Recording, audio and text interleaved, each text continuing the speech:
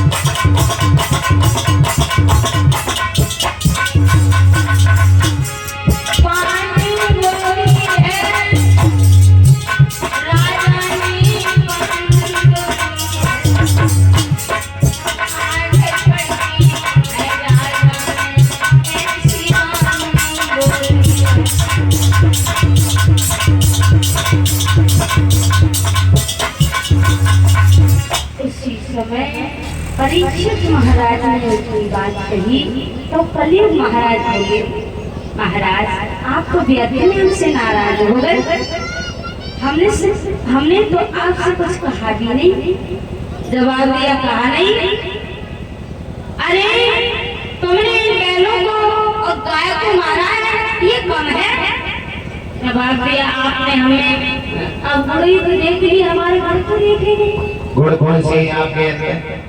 हमारे गुण ऐसे हैं कि त्रेता द्वापर सतयुग में आदमी भजन करते करते मर जाता, भगवान का दर्शन नहीं होता, और हमारे इस राज्य में राम का नाम लो और पार उतर जाओ। तो आप कलियुग महाराज आपने अंदर गुड़ दिए और गुड़ दिए हैं, तो आप कहना क्या चाहते हैं? हम ये कहना चाहते हैं अब जो इनका समय गया इनका समय जो गया वो गया ही, मगर हमारे समय में देखो तो उसी समय परीक्षित महाराज ने कहा तो हमें आप रिश्वत दे रहे हो, रिश्वत हमें रिश्वत दे रहे हो। सांड वाले भैया अपने सांड के पास बने बैठे, क्योंकि आयो भैया हमने आज बहुत लास्ट की कथा में पहले पढ़ी है, इतने सांड तक आज हमें कहनी है, बच्चे कहूँ ना कहनी पड़ी है। सांड में भैया तो अपने सांड के पास बैठा, जैसे भैया अपने पास बैठा। देखो कथा में सीधी और एकदम के भी बहुत भरा हो जाता है, सीधी में आना चाहिए। उसी समय जवाब दिया परीक्षित महाराज ने,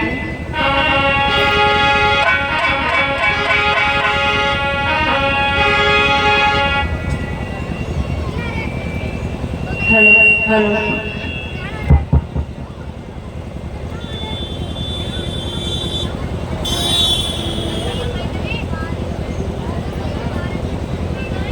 हेलो हेलो हेलो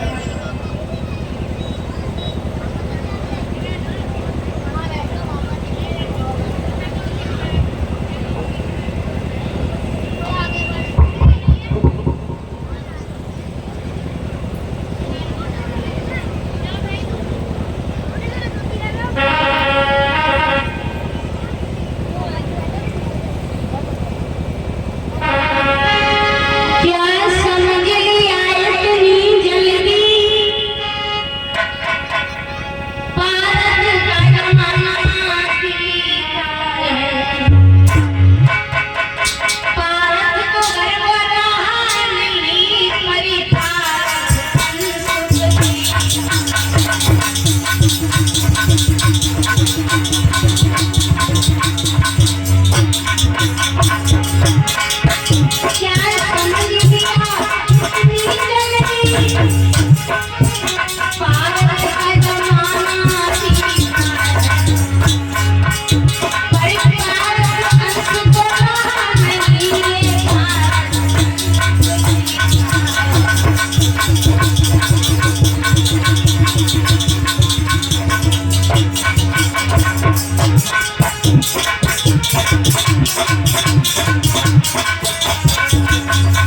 जवाब दिया, आपने ये समझ लिया कि ये राज गया अभी हमारी भुजाओं में बल कम नहीं हुआ है। आप इस गाय पर, इस बैल पर हाथ नहीं लगा सकते हो। उसी समय जवाब दिया कि आप इतनी हमसे कह रहे हो। उसी समय कलयुग महाराज ने दो हाथ जोड़े और जब हाथ जोड़े उसी समय हाथ जोड़ करके जवाब दिया, परीक्षित महाराज कहिए, देखो आपने हमें जो भी नजर आया वो तो आया ही। महाराज आपको इतनी मालूम नहीं है, आगे आगे ऐसा समय आ रहा है। कैसा? और बोले, कलयुग महाराज ने जवाब दिया है कि आगे समय आ रहा है कि ज्ञान कोई